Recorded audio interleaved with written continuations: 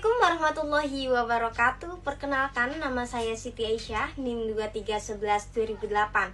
Saya akan mengumpulkan tugas UAS mata kuliah Hukum Administrasi Negara yang berjudul Hubungan Tata Negara dan Hukum Administrasi Negara. Nah, hukum tata negara dan hukum administrasi negara adalah dua cabang hukum publik yang sering kita dengar.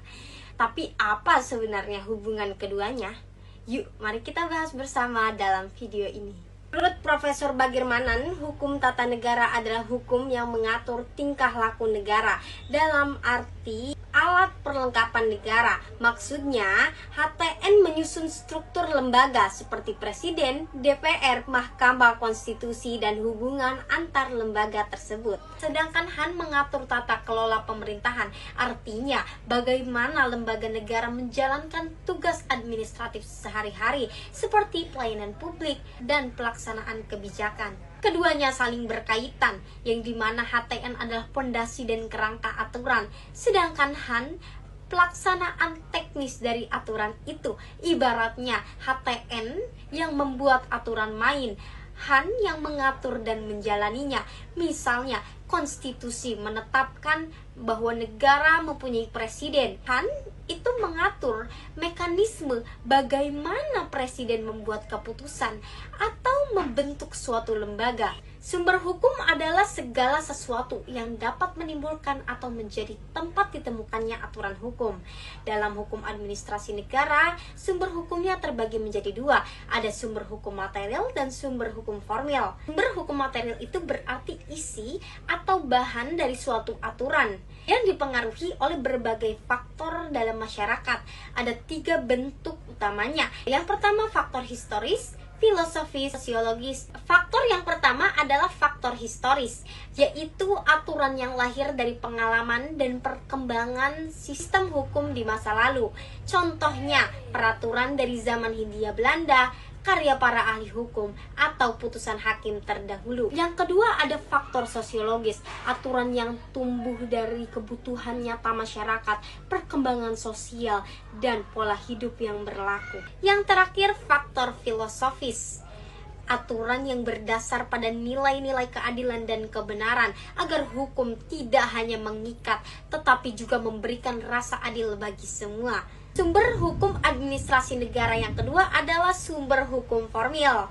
Nah, sumber hukum formil adalah tempat dari mana sebuah aturan mendapat kekuatan hukum. Ada 4 bentuk utamanya. Yang pertama, peraturan perundang-undangan seperti Undang-Undang Dasar tahun 1945 atau Undang-Undang Nomor 30 tahun 2014 tentang administrasi pemerintahan. Yang kedua, ada keputusan pejabat atau badan tun.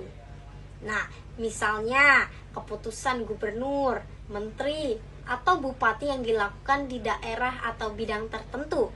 Yang ketiga ada praktik administrasi, yaitu kebiasaan atau pola kerja pemerintahan yang berulang dan diakui sebagai aturan tidak tertulis, seperti prosedur pelayanan KTP atau penerbitan izin usaha. Dan yang terakhir yaitu jurisprudensi, putusan pengadilan yang dijadikan pedoman bagi hakim dalam memutuskan perkara serupa.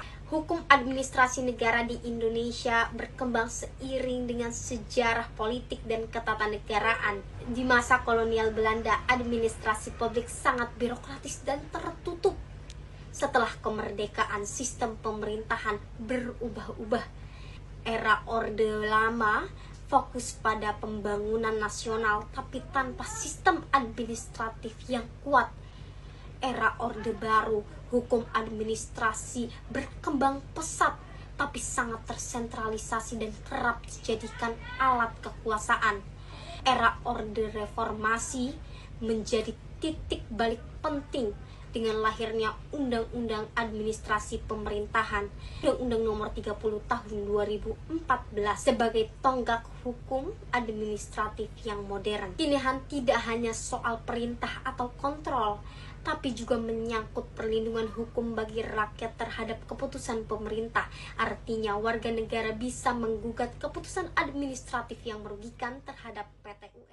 Pada akhirnya, hukum tata negara dan hukum administrasi negara bukanlah dua hal yang bisa berdiri sendiri. Keduanya diibaratkan fondasi dan tiang bangunan. HTN memberi bentuk negara, sedangkan Han memberikan ruh pelaksanaannya. Seperti kata Sajito Raharjo, law exists for human, not human for the law. Hukum ada untuk manusia, bukan manusia untuk hukum.